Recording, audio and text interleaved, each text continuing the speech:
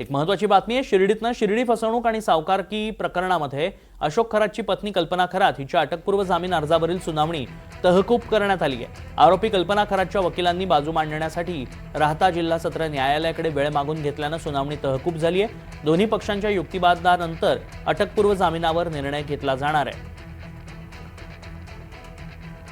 अधिक माहिती जाणून घ्या, आमचे प्रतिनिधी सुनील दबंगे सध्या संपर्कात आहेत। सुनील, काय युक्तिवाद झाला आणि त्यानंतर कोर्टाने काय म्हटलंय? नक्कीच तन्मय, आपण जर बघितलं असेल तर शिर्डी पोलिसांमध्ये सावकारकी आणि फसवणूक असा अशोक खरातचं इतर त्याची पत्नी आणि तिघांवरती हा गुन्हा दाखल झालेला आहे। यातील 2 आरोपी जे ते न्यायालयीन कोठडीमध्ये पोलिसांच्या ताब्यात आहेत। त्यामुळे आता पोलिसांना आणि एक अशोक खरात जो प्रमुख आरोपी आहे तो नाशिकमध्ये अटकेत असल्यानंतर आता पोलिसांना शोध आहे तो कल्पना खरातचा।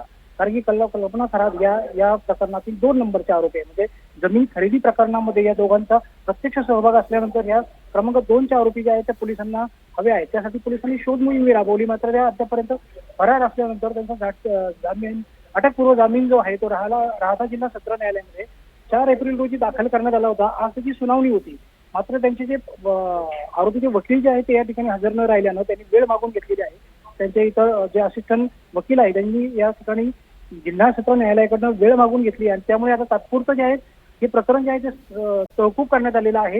याची सुनावणी होणार आहे। दोन्ही म्हणजे सरकारी वकील आणि आरोपीच्या वकील यांचा युक्तिवाद होऊन यावर निर्णय होण्याची शक्यता वर्तवली जाते। मात्र हा कालावधी किती असेल, आज होईल की आणखी 2 दिवस लागेल, हे आतापर्यंत स्पष्ट झालेलं नसलं तरी सध्या ही सुनावणी जी आहे ती तहकूब करण्यात आलेली आहे।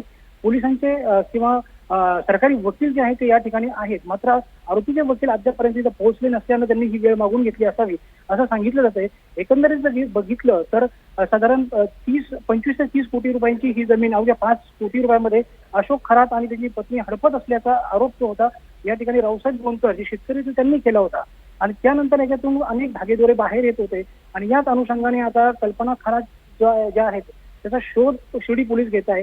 अद्याप त्या फरार आहे, त्यामुळे पोलिसांचा शोधही घेत आहे। मात्र दुसरीकडे त्यांनी 4 एप्रिल रोजी राहता न्यायालयामध्ये अटकपूर्व जामीनसाठी अर्ज केला होता त्यांच्या वकिलाच्या माध्यमातून आणि त्याची आज सुनावणी होती।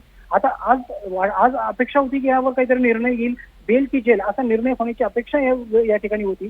मात्र अद्याप ही यावर काही सुनावणी झालेली नाहीये। मात्र जो काही युक्तिवाद छोटासा झाला आहे त्याच्यामध्ये आरोपीचे वकील जे आहेत ते नाशिकवरून या ठिकाणी पोहोचले नसल्यानं हे सुनावणी जी आहे ती तहकूब करण्यात आली सांगितलं जात आहे। धन्यवाद सुनील, आपण दिलेल्या सगळ्या सविस्तर माहितीसाठी।